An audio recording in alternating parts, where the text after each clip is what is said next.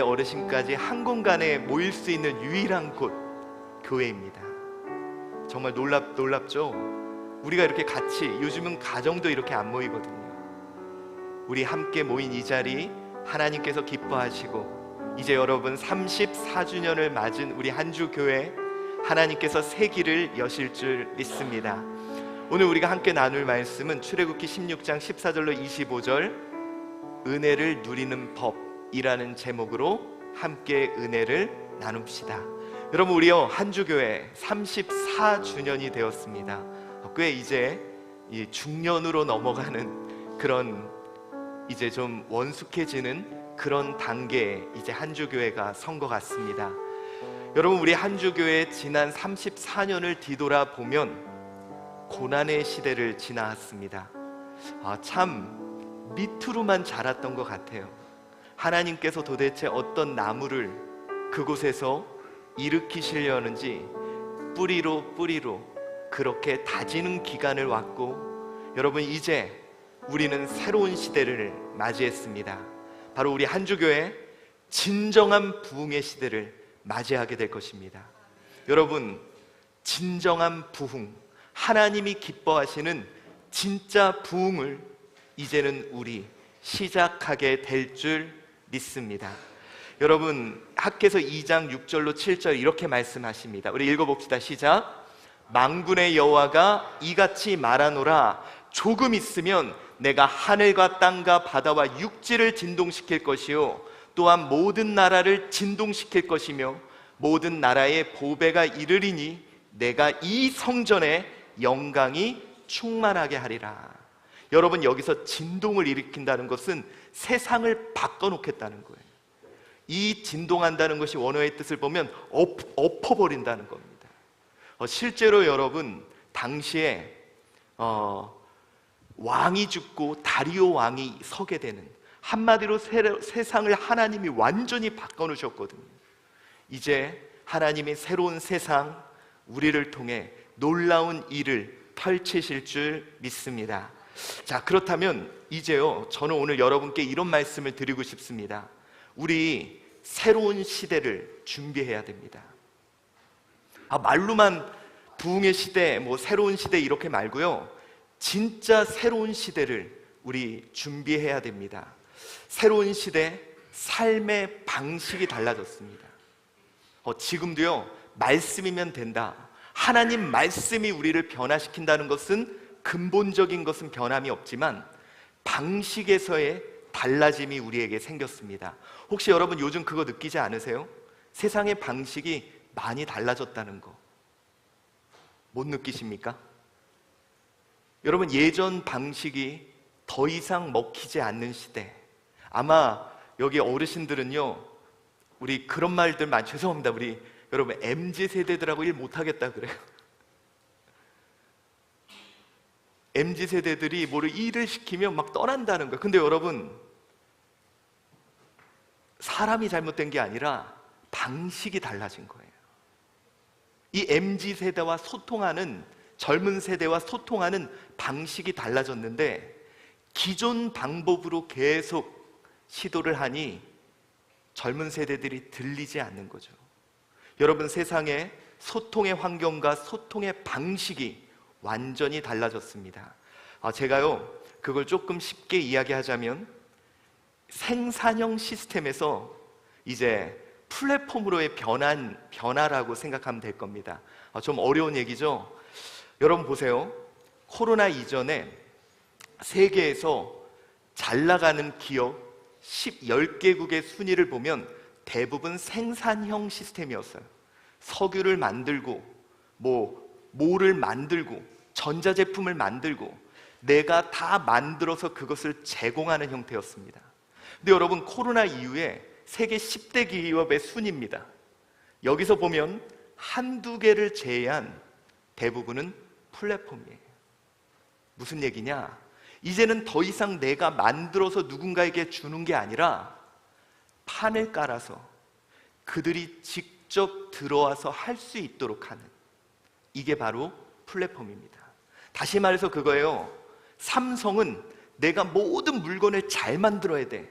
그리고 그것을 제공해 줍니다. 그런데 유튜브는 자기가 생산품을 만들지 않아요. 동영상을 만들지 않아요. 판을 깔아주고 그들이 직접 들어와서 할 수 있도록. 여러분, 우리 기성세대들은요, 우리가 모든 것을 만들어서 그걸 들으라 그래요. 우리가 모든 것을 만들어서 그걸 하라 그럽니다. 그러나 여러분, 우리 젊은 세대들은요, 안 해요. 우리에게 요구하는 게 그겁니다. 판을 깔아달라고. 그리고 자기들이 들어와서 직접 하겠다고. 여러분, 이것이 바로 지금 전 세계가 마주하고 있는 삶의 방식의 변화예요. 그래서 예전에는요, 여러분, 정치적으로도 그래요. 우리 어떤 지도자 하나가 나타나서 우리를 이끌어주기를 바랬던 것이 예전입니다. 여러분, 이게 잘못됐다는 게 아니에요. 그 당시에는 그것이 가장 효율적인 삶의 방식이었는데, 지금은 우리가 원하는 것은 뭐냐? 우리의 목소리를 낼 수 있는, 우리가 하고 싶은 것을 할 수 있는 판을 깔아주는 사람을 찾고 있는 겁니다. 여러분, 세상이 이렇게 삶의 방식이 달라지는 거예요. 그래서 우리요, 플랫폼의 전환이 시급합니다. 플랫폼으로의 전환. 여러분, 요즘에 제가 10년 전에는 저희 교동협의회, 이렇게 지역에서 저희 교회에게 요청했던 게 뭐냐면, 교회에서 좀 돈을 걷어서 좀 가난한 사람을 돕도록 지원해 주세요, 이런 얘기를 했거든요. 근데 여러분, 5년 전부터 어떤 일이 생겼냐면, 돈 걷어주지 말래요. 복잡하대. 이제는 돈은 충분하니까 가난한 사람들을 발굴해주고 그런 사람을 도울 수 있는 걸 판을 깔아달라는 이야기를 해주시더라고요. 여러분, 우리나라 많이 부유해졌습니다. 옛날에는 돈이 없으니 돈을 긁어다가 그걸 좀 공급해 주기를 바랬는데, 이제는 그건 국가에서 공급해 줄 테니 너희들은 판을 깔아서 그들이 좀 혜택을 누릴 수 있도록 그 역할을 해달라 그러더라고요. 여러분, 지금 이제 우리 이 새로운 시대, 우리에게 펼쳐질 이 새로운 시대를 우리는 준비해야 할 것입니다. 그래서 기존에 가졌던 사고방식, 기존에 가졌던 패턴들, 여러분, 우리 한 번은 점검해 볼 필요가 있어요. 여러분, 저는요, 앞으로 우리 교회가 어떻게 전도하기를 원하냐면, 플랫폼형 전도 방식이 우리 교회에 도입됐으면 좋겠습니다. 어떤 거냐면, 옛날에는 그거였죠. 우리는 막 전도 특공대, 그리고 이제 그들은 괴뢰군, 우리 열심히 가서 전하자. 근데 여러분, 요즘 사람들은 잘 안 들으려고 그래요. 그러면 더 이상 복음의 힘이 없냐? 아니죠. 저희가 꿈꾸는 건 이겁니다. 우리 교회가 지역의 플랫폼이 돼서 지역의 의미와 가치, 성경적인 가치 있는 것을 사업을 따는 거예요. 국가나 뭐 기업이나 사회 공헌을 하거든요. 그러면 예를 들어 이 지역을 위한 500만 원짜리 사업을 따서 그것을 맘카페에 올립니다. 우리 이 일을 같이 할 사람, 그러면 그들에게 신청을 받고 우리 성도들과 함께 그들 5명, 우리 5명이 함께 그 일을 해내면서 우리 성도들을 통해 예수 그리스도의 향기와 맛과 경험을 하며 그리스도 안으로 들어올 수 있도록 그런 방식을 고민하고 또 추진하고 있습니다. 그래서 우리 교회는 그 일을 위해 어린이 도서관을 이제 허가를 받았고요. 이제 플랫폼으로 모든 세상 사람들이 참여할 수 있는 그런 플랫폼을 구축하고 있습니다. 여러분, 이것이 놀랍게도 이미 성경에 나옵니다. 예수님이 보여주신 플랫폼, 바로 성만찬, 식탁을 차리고 당시에 가장 의미와 가치 있다고 생각했던 떡과 잔을 준비하고 사람들을 참여시켰어요.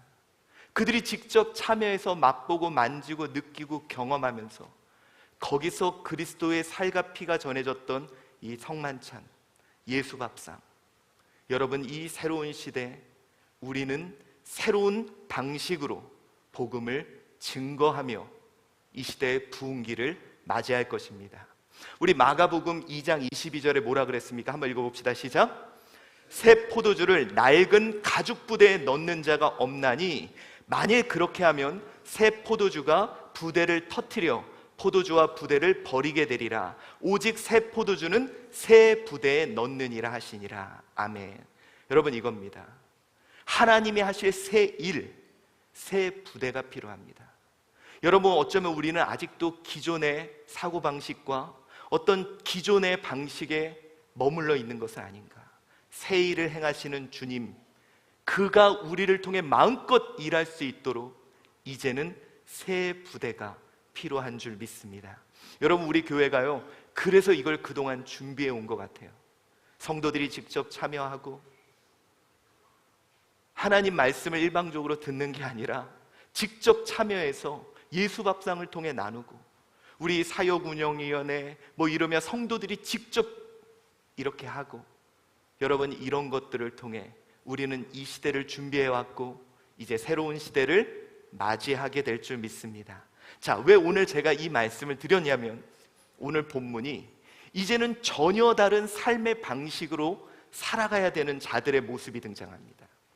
오늘 출애굽기 16장 14절부터 25절 말씀, 여러분들이 너무 잘 아시는요, 하나님이 드디어 만나와 메추라기를 그들에게 공급해 주시며 그들에게 이제는 은혜로 사는 삶을 살아가는, 기존에는 포로에서 자신들이 악착같이 벌어먹고 살고 경쟁하면서 살았던 그들이 은혜로 사는 삶의 모습이 시작되는 장면을 여러분들은 보시게 됩니다. 우리 12절 말씀 한번 읽어봅시다. 시작. 내가 이스라엘의 자손의 원망함을 들었노라. 그들에게 말하여 이르기를 너희가 해질 때에는 고기를 먹고 아침에는 떡으로 배부르리니 내가 여호와 너의 하나님인 줄 알리라 하라 하시니라. 자, 오늘 말씀은 뭐냐면 이거예요. 이스라엘 백성들이 원망하기 시작합니다. 왜 그러냐면 지금 광야에서 그들의 삶의 방식, 사고방식은 전혀 바뀌지 않았어요. 아직도 애굽에서 종살이 하던 사고방식, 뭐냐? 막 집을 찾아오고 그걸로 벽돌을 만들고 이래야 그들은 살 수 있었거든요. 악착같이 다른 사람 거 뺏고 다른 사람 거 하나 경쟁해서 내가 가져야 더 풍요로운 삶을 살았거든요. 근데 문제가 뭐냐면 광야에 왔는데 집도 없고 할 게 있는 게 없는 거예요. 그러니 그들은 원망하기 시작합니다. 여러분, 어쩌면 우리가 지금 원망하는 이유가 그게 아닐까요? 세상은 바뀌고 새로운 시대가 펼쳐졌는데 우리는 예전 방식으로 하려고 하니 안 된다고. 젊은 사람들이 말을 안 들어. 요즘 교회는 어때? 우리 역시 이러고 있는 것은 아닌가. 자, 오늘 본문에 이제 그들에게 해질 때에는 고기를, 아침에는 떡으로 배부르리니, 자, 이걸 통해서 뭐냐? 내가 여호와 너희의 하나님인 줄 알리라. 여러분, 오늘 이런 말을 합니다. 여기 본문에서요, 이 라헴 위다템이 뭐냐? 내가 너희를 하나님임을 인정하게 될 거라는 거예요. 여기서 이제 안다는 것이 단순히 안다는 게 아니라 그들이 경험해서 체험하고 인정하게 된다. 자, 여러분, 이 말씀은 뭐냐면 이스라엘이 드디어 은혜의 시대를 맞이하게 된 것입니다. 자, 여러분, 아까도 말했듯이 포로기의 생활과 지금의 삶의 방식은 완전히 달라야 돼요. 포로에서는 정말 악착같이 살아남아야 되고요, 누군가를 밟고 내가 하나를 더 얻어야 그렇게 이길 수 있어요. 그런데 오늘 그들에게 어떤 삶이 펼쳐졌냐면 하나님께서 공급해 주시는, 하나님이 공급해 주시는 은혜의 시대를 맞이하게 된 것입니다.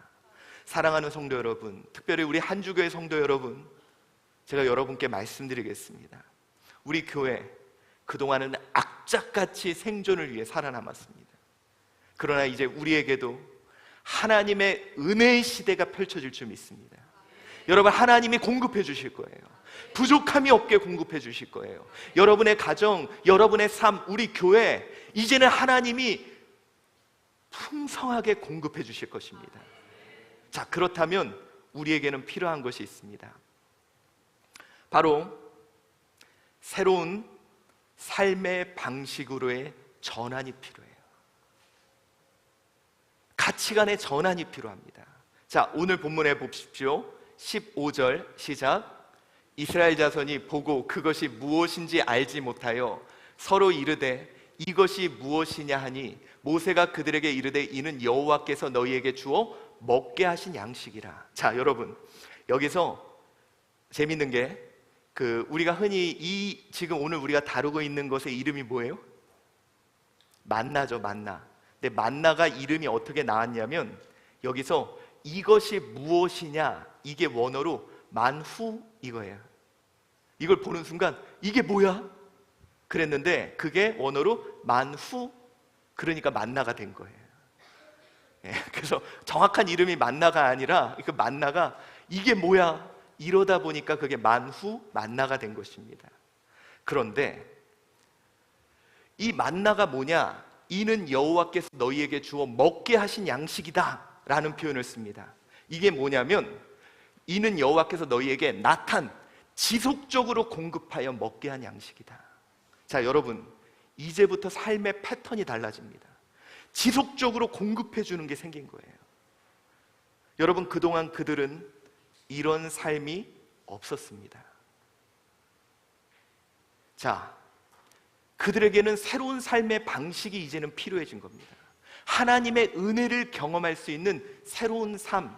그런데 이 새로운 삶의 방식이 생기지 않으면 그들은 고통이 찾아요. 왜? 옛날 방식으로 사느니까 어때요? 더 많이 가지려 그러니까 막 썩어요. 모아두니까 막 더 냄새나요. 새로운 생활 속에 옛날 방식으로 살아가니 이 광야에서 하나님이 은혜를 주셨는데도 포로기의 삶을 살아가니 은혜를 누리는 게 아니라 오히려 더 힘들어지는 거예요. 냄새나고 더러워지고. 여러분, 출애굽기 5장 7절 8절이 너희는 백성에게 다시는 벽돌에 쓸 집을 전가같이 주지 말고 그들이 가서 스스로 집을 짓게 하라. 또 그들이 전에 만든 벽돌 수요대로 그들에게 만들게 하고 감하지 말라. 이게 이스라엘 백성들의 삶의 방식이었어요. 내가 집을 찾아다가 벽돌을 만들고 국고성을 만들고 그래야 얻어먹을 수 있는 삶. 여러분, 우리가 그동안 그렇게 살았잖아요. 치열하게 남을 속여서라도 내가 더 많이 가져야 되고 남을 밟아서라도 더 가져야 되고. 이것이 애굽에서의 종살이의 삶이었고 그렇게 치열하게 살아야 됐어요. 그런데 이제 그대에게 은혜의 시대가 펼쳐진 거예요. 어떤 시대? 하나님이 공급해 주시는 시대. 여러분, 저는요, 아까도 말씀드렸죠. 우리 대한민국이 옛날에는 외국한테 잘 보여서 얻어먹는 시대를 살았어야 됐습니다. 그러다가 어떤 시대에 우리가 뭔가 열심히 만들어서 그거 팔면서 사는 시대였어요. 여러분, 어느새 대한민국이 잘 살아졌어요. 이제는 여러분 정말 놀라운 게 뭔지 아세요? 굶어 죽는 사람이 없어요. 정말 힘들면 어떻게 하면 돼요, 지금은? 여러분, 요즘은요, 저희 교회에 가끔 어떤 분이 저한테 연락을 와요. 목사님, 제가 한주교회 이렇게 힘들고 힘들어요. 그러면 제가 어떻게 하느냐? 옛날에는 교회에서 도와줬어야 돼요. 근데 지금은 어떻게 하냐면 이렇게 합니다. 가까운 구청에 복지사를 찾아가세요. 여러분, 진짜예요. 혹시 갑자기 우리 가족 중에 누가 아파, 병원에 갔는데 돈이 없어, 걱정하지 마시고요. 어떻게 하느냐? 그 병원의 담당 복지사를 상담을 하게 해달라 그래요. 그러면 어떤 방법이라든지 찾아내서 도와줍니다. 여러분, 이제요, 대한민국이 옛날 같지가 않아요. 이제는 공급이 돼요. 정말 어려우면 국가에서 복지사와 상담하면 여러 가지들을 제공해 주는 시대가 됐어요. 여러분, 이러한 시대, 우리의 가치관도 조금은 달라져야 된다는 거예요. 사고방식이 달라져야 된다는 거예요. 이제 여러분, 이스라엘 백성에게 은혜의 시대가 찾아왔습니다. 하나님이 그냥 공급해주는. 여러분, 저는요, 우리 한주교회 은혜의 시대가 찾아왔음을 선포합니다. 이제 여러분의 삶에 하나님이 공급해주시는. 그동안 수고 많으셨습니다. 그냥 나름대로 살아가려고 바둥바둥. 그러나 이제는 하나님이 공급해 주실 거예요. 자, 여러분, 그렇다면 우리는 한번 점검해 봐야 됩니다. 나의 삶의 방식 괜찮을까? 나는 아직도 세상은 은혜의 시대를 맞았는데 나의 삶의 방식은 포로 시대에 머무르지 않나? 우리 생각해 봐야 됩니다. 왜 그러냐? 여러분, 이 사진이 뭐냐면요, 제가 작년에 독일을 다녀왔습니다. 그런데 이분들이 이제 대단하신 분들인데요, 그 독일에 디아코니아라는 데가 있습니다. 그 디아코니아라는 게 뭐냐면 한마디로 기독교 복지재단이에요. 근데 이 독일에서는 복지시설을 어떻게 운영을 하냐면 국가가, 독일 정부가 이 디아코니아에 1년에 500조를 줘요. 거의 우리나라 예산의 한 절반 뭐 이 정도 되는 어마어마한 금액을. 그럼 이 디아코니아에서 이걸 산하 기관한테 줘요. 이들이 쓰는 거를 채워줘요. 근데 여러분, 제가 거기 가서 더 놀란 게 뭔지 아세요? 이 시스템을 그대로 우리나라에 가져간 거예요. 여러분, 우리나라 복지시설이 엄청 좋죠? 우리나라 의료 복지 정말 좋아요.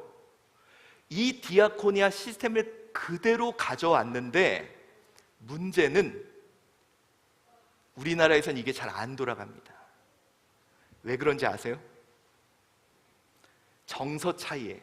가장 중요한 게 이 가치관, 정서가, 독일은 어떤 것이 있냐면 기독교적인 정서로 이런 게 있습니다. 내가 선한 곳에 사용하면 하나님이 공급해 주셔라는 게 있어요. 이들은요, 주면 그걸 가지고 공급하는 일에 신경을 씁니다. 어떻게 선하게 쓸까? 어떻게 맞게 쓸까? 그러니 위에서부터 밑에까지 적재적소에 그게 사용이 돼요. 근데 안타깝게 우리 한국은 어떤 게 있냐면 일단 내가 채우고. 왜? 우리 너무 못 살았잖아요. 전쟁 시절 누구도 나를 책임져 주지 않았잖아요. 나에게 공급해 주는 게 언제 끊어질지 모르잖아요. 그러니 어떻게 합니까? 일단 나부터 채우고. 그게 우리의 가치관이에요. 일단 나부터 채우고. 그러다 보니 어떤 일이 생기느냐? 여러분, 사람이 과연 얼마나 채워야 만족할 수 있을까요? 모세가 그랬죠. 공중의 새와 바다의 물고기를 다 잡아준들 니들이 만족하겠냐? 그러니 한국은 이 시스템을 가져와서 주면 밑에까지 가는 게 별로 없어. 나부터 채우고. 그래서 여러분들, 이 시스템을 갖고 오는 것보다 더 중요한 게 생각과 가치관이 바뀌는 일이에요. 이 독일에서 이것이 가능했던 이유는 기독교적인 마인드가 있었어요. 왜? 청지기 정신. 주인은 내가 옳게 쓰면 공급해 준다. 저는 오늘 여러분께 묻고 싶습니다. 여러분은 어떻습니까? 하나님은 공급자이심을 믿습니까? 공급자이심을 확신하십니까? 내가 정말 그의 뜻대로 쓴다면 그가 나에게 공급해 주심을 믿습니까? 여러분, 저와 여러분이요, 이 앞으로 맞이할 은혜의 시대를 살아가기 위해서는 우리의 생각과 가치관이 좀 달라져야 돼요. 오늘 이스라엘 백성들에게 모세가 요구하는 게 그거예요. 너 애굽에서 살았던 가치관과 생각으로 살면 안 돼. 은혜의 시대, 하나님이 이제는 공급해 주시는 이 은혜의 시대를 살 수 있는 그런 준비가 우리에게 필요하다는 것입니다. 여러분, 다시 한번 말씀드립니다. 우리 은혜의 시대를 준비합시다. 하나님이요, 공급해 주실 거예요. 우리 한주교회 마치 시냇가에 심은 나무처럼 끊임없이 공급해 주실 겁니다. 여러분의 삶, 하나님이 공급해 주실 거예요. 그러기 위해 우리가 갖춰야 될, 짧게 언급하고 넘어가겠습니다. 은혜의 시대를 어떻게 이제는 우리 누릴 수 있을까? 제가 3가지만 말씀드릴게요. 오늘 본문을 보면 하나님이 공급하시는 만나를 누리는 법. 여러분, 자, 초기에 만나가 내렸을 때 문제가 생겼습니다. 왜요? 그들이 포로 시대의 가치관을 갖고 있었어요. 내가 지금 모으지 않으면 우리 먹을 게 없어. 내가 경쟁하지 않으면 내가 힘들어져. 그러니 그 결과로 나타나는 일이 뭐예요? 이 만나가 썩어 나가는 거예요. 이 만나를 누리는 게 아니라 오히려 이것 때문에 썩고 냄새가 나고 문제가 생기는 거죠. 여러분, 우리에게 필요한 것이 있는데, 첫 번째는 주신 것으로 충분하다 라는 인식이 필요합니다. 여러분, 하나님이 주시는 그 공급으로 살아가는 자에게 가장 필요한 게 뭐냐? 하나님이 이제 여러분에게 주실 건데 우리는 어떤 생각을 가져야 되느냐? 이 주신 것으로 충분하다. 왜 별로?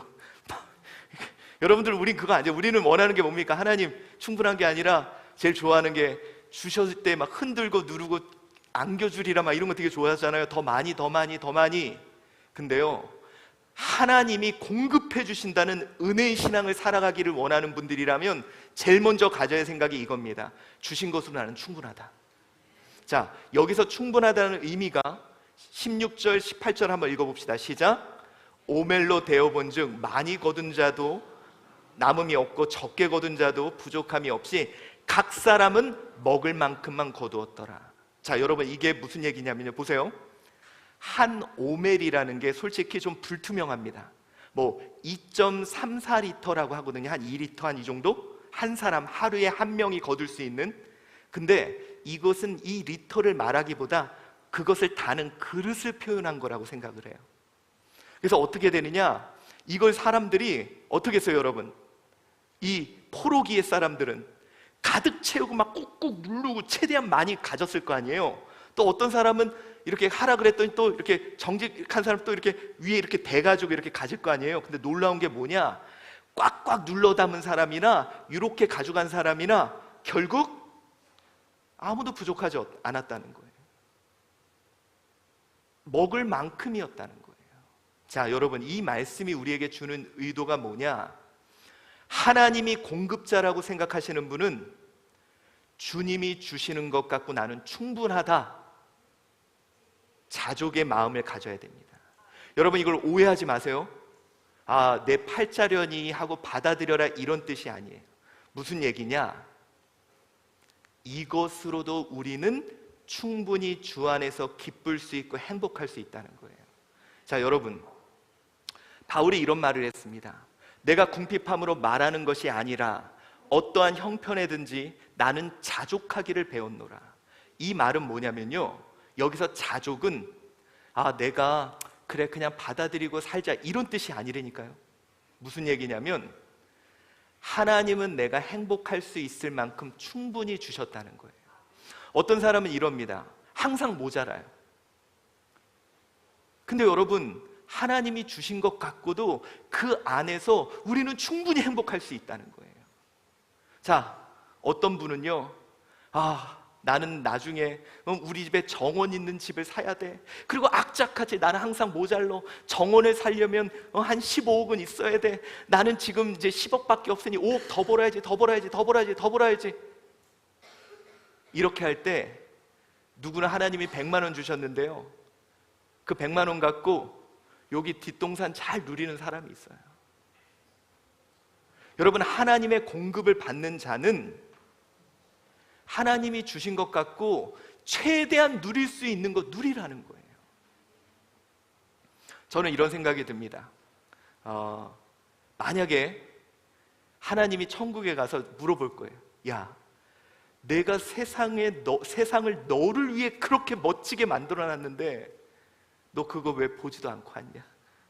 이런 얘기 안 하실까요? 여러분, 주님이 나를 위해 만든 것, 주님이 나를 위해 주신 것, 우리 그거 주님이 주신 게 작아? 아니요, 그거 갖고 다 누릴 수 있습니다. 특별히 여러분, 요즘 같은 시대는 저는 이렇게 생각해요. 옛날에는요, 있고 없고의 시대였어요.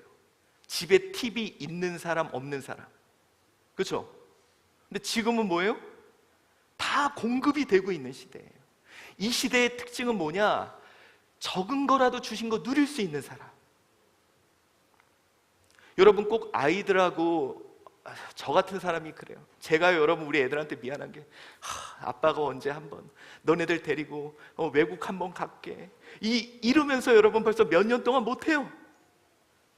근데 나에게 주신 그 한 시간만이라도 아이들 데리고 주님이 주신 요 뒷산이라도 같이 올라가면 되는데 그걸 못 누리는 거예요.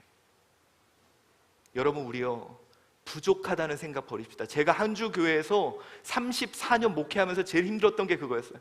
우리 교회는 없어. 우리 교회는 맨날 큰 교회들 보니까 이 교회에 비해서 이것도 없고 저것도 없고 아무것도 없어. 우리 여러분 우리 가질 때까지 좀 더 힘냅시다. 가질 때까지 조금 더 버팁시다. 이러면서 34년을 버텨온 거예요. 여러분 그러지 맙시다. 지금 주신 것도 우리 충분하다. 여러분 우리 지금 주신 것 갖고 우리 누립시다. 지금 주신 것 갖고 우리 마음껏 먹읍시다. 우리 언제까지 지금 버티고 힘내고 인내해서 언젠가 우리에게 좋은 게 줄 거야 그러지 말고요, 하나님이 공급해 주심을 믿는다면 지금껏 잘 누리세요. 우리 하나님은요 잘 이룬 자에게 더 주시는 분이 우리 하나님입니다. 또한 우리에게 필요한 두 번째가 있습니다. 두 번째가 뭐라고요? 주신 것 잘 사용하자. 우리 19절에 이렇게 말합니다. 모세가 그들에게 이르되 아무든지 아침까지 그것을 남겨두지 말라. 여러분 우리는 제가 여러분 옛날에 이런 적이 있습니다. 이렇게 아이스크림을 먹는데 거기 딸기가 올려져 있잖아요. 제가 딸기를 좋아합니다. 그걸 나중에 먹으려고 이렇게 다른 거부터 먹었거든요. 그랬더니 옆에 있는 누가 그랬죠? 아무튼 딸기 싫어하나 보다 그러고 가서 먹더라고요. 저는 아껴 먹으려고 그랬는데. 그래서 여러분 우리나라에 아주 유명한 말이 있습니다. 아끼면 뭐 된다?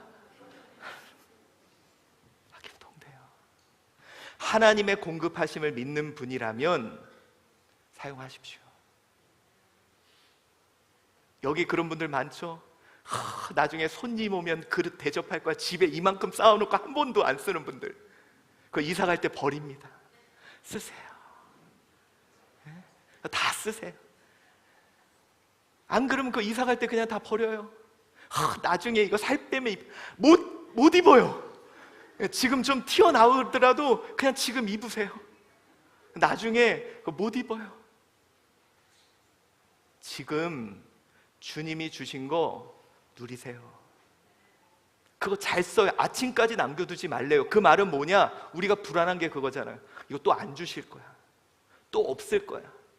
근데 여러분 하나님의 공급을 믿는 분이라면 주님이 주신 것 같고 지금 쓰세요. 혹시 여러분 여기 나 나중에 뭐 할 때 써야지 하고 좀 모아두신 거, 여러분 이거 오해하지 마세요. 저축 이런 거 하지 말라는 게 아니라 주님이 주신 것 같고, 그리고 여러분 오늘이 나의 인생의 제일 젊은 날입니다.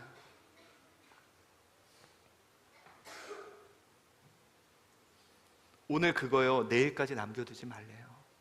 왜? 하나님이 또 주신다는 거예요. 하나님이 또 주신다. 저는요 여러분 솔직히 말해서 저는 교회가 만약에 교회 통장에 재정이 1,000만 원 이상 있었으면 좋겠습니다. 근데 저는 그거 큰 죄라고 생각해요. 교회 통장에 막 1,000만 원, 2,000만 원, 3,000만 원, 저 그거 죄라고 생각해요. 공급자 하나님이 주신다면 지금 힘든 사람, 지금 어려운 사람, 지금 소외받는 사람 빨리 주님의 손길이 돼야죠.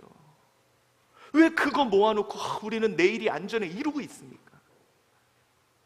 하나님의 공급을 받는 자. 그래서 여러분 오늘 보십시오. 마태복음 25장 28절 읽어봅시다. 시작. 그에게서 한 달란트를 빼앗아 10달란트 가진 자에게 주라. 한 달란트를 줬는데 안 써. 그러니까 어떻게 해요? 그 뺏어서 10달란트 가진 자한테 얘는 잘 쓰니까. 여러분 하나님의 공급을 받는 자, 지금 나에게 주신 것 잘 사용해야 됩니다. 또한 우리가 세 번째로 마지막 가져야 되는 게 뭐냐? 공급자면 필요하면 반드시 더 주십니다. 특별히 그가 원하는 곳에 사용한다면요 공급자는 아낌없이 주십니다. 여러분 오늘 22절 말씀 읽어봅시다. 시작. 여섯째 날에는 각 사람의 갑절의 식물 곧 하나에 2 오멜씩 거둔 자라 회중의 모든 지도자가 와서 모세에게 알리매. 이 말씀은 뭐냐면요, 마지막 여섯째 날은 무엇을 위해? 안식일을 위해 2배를 주신다는 거예요. 너가 하나님을 위해서, 하나님의 나를 지키기 위해서 한다면 2배를 주신다는 거예요. 여러분, 우리 하나님이요, 여러분이 정말 주를 위해 쓰고 하나님이 기뻐하시는 일에 쓰면 더 주십니다. 아멘이 우리요, 여러분, 제가 말씀드린 건 그거예요. 은혜의 공급을 받는 자의 삶에 이런 가치관이 필요하다는 거예요. 우리는 그동안 뭐였습니까? 자, 봅시다. 나는 항상 부족해. 내가 이거를 쓰면 나는 내일 먹을 게 없어. 내가 이걸 활용하면 내일 먹을 게 없어. 내가 이거를 쓰면 마이너스가 될 거야. 이 생각이 포로기의 생각이었어요. 그리고 이게 맞았어요. 그런데 하나님이 날마다 만나를 공급해주는 이 공급의 시대에는 그들의 가치관이 바뀌어야 된다는 거예요. 여러분, 이제 우리에게 은혜의 시대가 펼쳐질 겁니다. 저는요, 그래서 여러분 그거 아시죠? 우리나라가 한동안 뭐 소득 주도 성장이나 여러 가지가 뭐였냐면 이 독일의 시스템을 따온 건데 그거였어요. 우리가 선한 곳에 사용하면 채워줄 거야. 선한 곳에 근데 문제는 하나님이 채워줄 거야 라는 생각이 없었기에 선한 곳에 사용하기만 하면 돼만 나와서 이 정책이 실패했던 거죠. 이 마인드가 있었어야 되는 거예요. 그가 원하시는 곳에, 왜? 우리는 청직이니까. 주인이 원하는 곳에 쓰면 주인이 채워줄 거야. 그래서 여러분, 저는요, 오늘 우리 한 주 교회가 은혜의 시대를 맞이하기 위해 이런 은혜를 누리는 방법들을, 주어진 것을 누리는 그런 새로운 가치관과 새로운 생각을 우리는 맞이해야 될 것입니다. 자, 여러분, 시간이 많이 제가 흥분을 했네. 새로운 시대가 와가지고. 근데 여러분, 오늘 한번 진짜 생각해 봅시다. 만약 내가 이 새로운 시대에, 은혜의 시대에 포로기적 생각을 갖고 있다면 우리들한테 주시는 만나는 오히려 썩어 냄새나서 나를 불편하게 만들 거예요. 그러나 여러분, 우리가 이 은혜의 시대에 하나님의 공급을 확신하고 하나님이 내 삶에 끊임없이 부어주심을 믿는다면 오늘 이 만나를 어떻게 처리하라는 하나님의 음성에 여러분은 귀를 기울여야 할 것입니다. 우리 이 새로운 시대, 새로운 가치관으로 살아갑시다. 이제는 우리 한주교회 성도 여러분들에게 은혜의 시대가 열린 줄 믿습니다. 여러분들, 우리 모든 것이 주의 은혜입니다. 하나님이 이제 우리의 삶에 공급해 주실 겁니다. 여러분, 걱정하지 마세요. 하나님이 공급해 주실 거예요. 낮에는 만나로, 저녁에는 메추라기로 여러분의 삶에 끊임없이 공급해 주실 거예요. 그러니 여러분, 우리요, 이러한 새로운 가치관과 마음으로 우리 새로운 시대를 맞이합시다. 주 나의 모습 보네, 주 나의 모습 보네, 상한 나의 맘 보시네, 주 나의 눈물 안에 홀로 울던 맘 아시네. 주 나의 모습 보네, 주 나의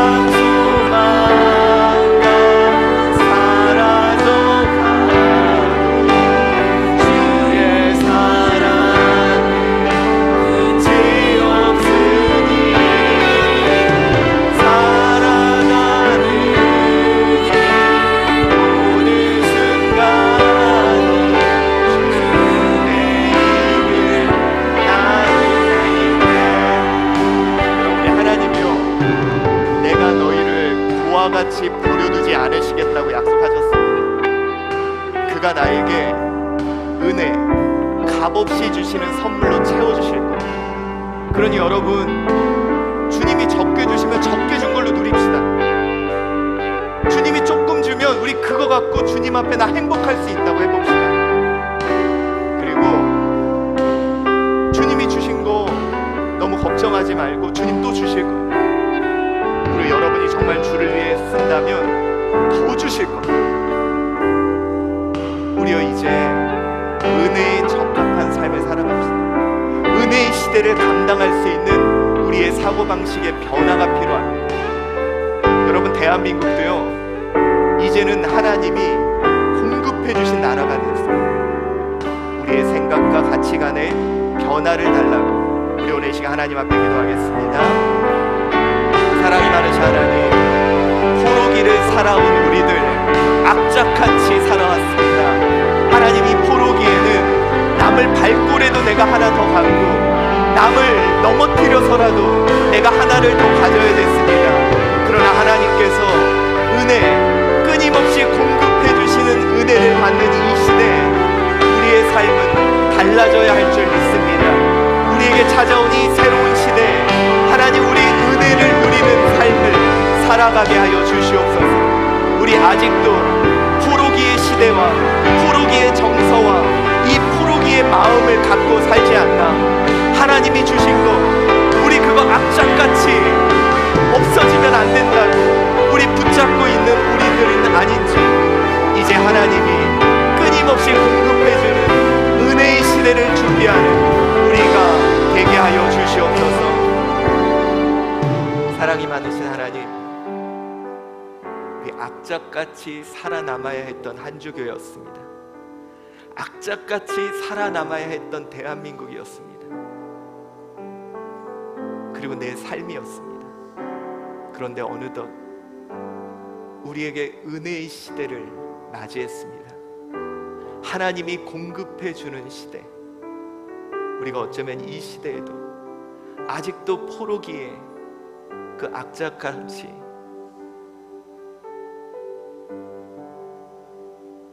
신뢰하지 못하는 삶을 살기에 내가 힘든 것은 아닌지, 우리 다시 은혜를 살아가는 사람이 어떻게 살아야 하는지 오늘 말씀을 통해 깨닫게 하시고, 우리를 통해 하나님의 은혜가 임하고 그 은혜가 세상으로 흘러갈 수 있도록 은혜의 시대를 맞이하게 하여 주시옵소서.